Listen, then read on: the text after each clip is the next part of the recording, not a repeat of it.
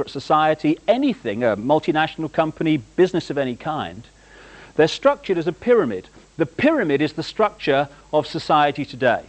I believe that we're actually moving in this spiritual awakening that's going on now from the pyramid to the circle, which is a very, very different way of people contributing to society. But at the moment we have the hierarchy, the pyramid, which works like this.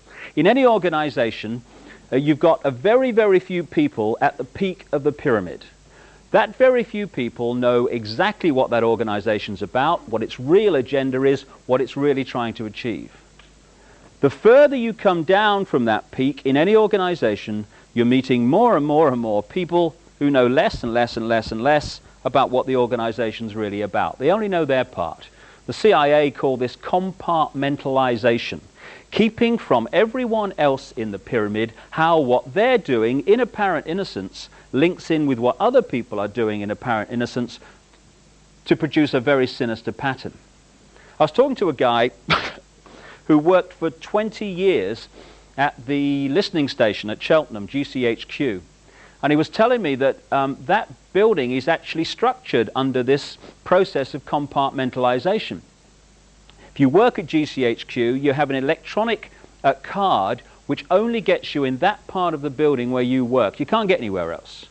So the only people in GCHQ who know everything that's coming in, how it fits together and what's really going on, what the real pattern is the very, very few people at the top. This is how it works all along. The Freemasons are a classic example of this. When you say that the Freemason secret society is involved, people think that you must be saying that every Freemason wants to manipulate the world to global dictatorship. Utterly ridiculous. Of course they don't.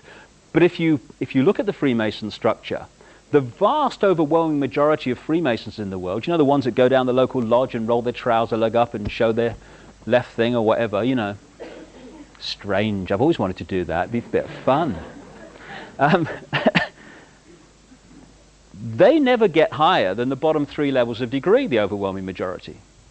But in the Scottish Rite of Freemasonry, which pervades much of world politics, particularly in America and other areas, there's another 30 degrees above that to the 33rd degree, which the vast majority of Freemasons never get near. And there's another 13 levels not officially accepted to exist, which some people call Illuminati degrees, which at that level, the Freemason secret society is in a different universe to the part where the vast majority of Freemasons exist, right down here. Compartmentalization. This is how it works. So every one of these institutions that control the direction of the world and our daily lives is a pyramid.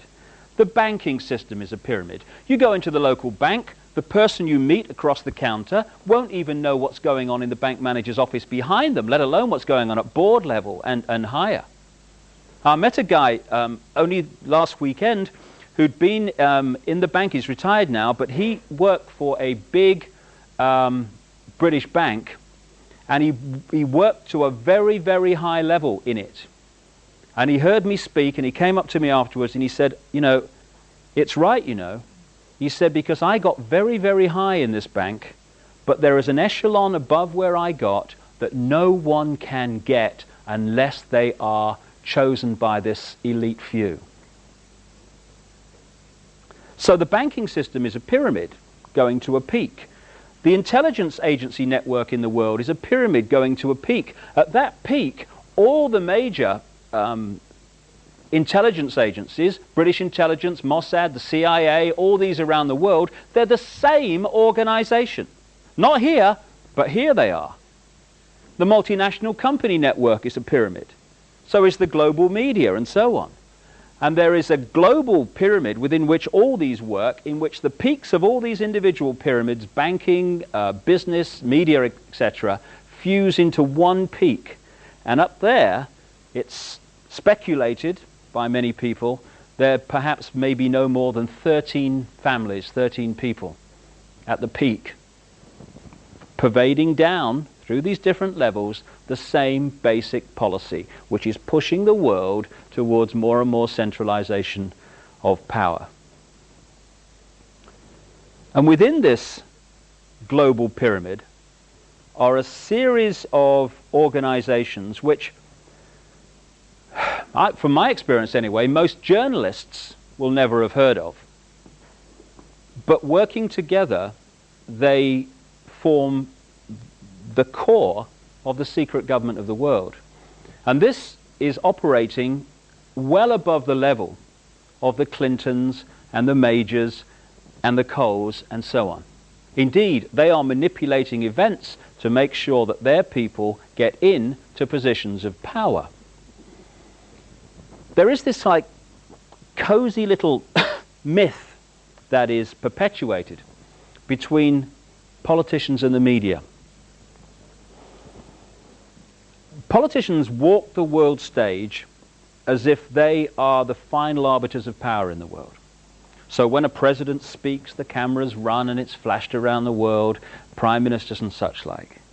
The media report the world as if presidents and prime ministers are the final arbiters and decision makers in the world, which means that the people above the level of presidents and prime ministers that really make the decisions, they're never looked at or exposed by the mainstream media because they're not accepted to exist.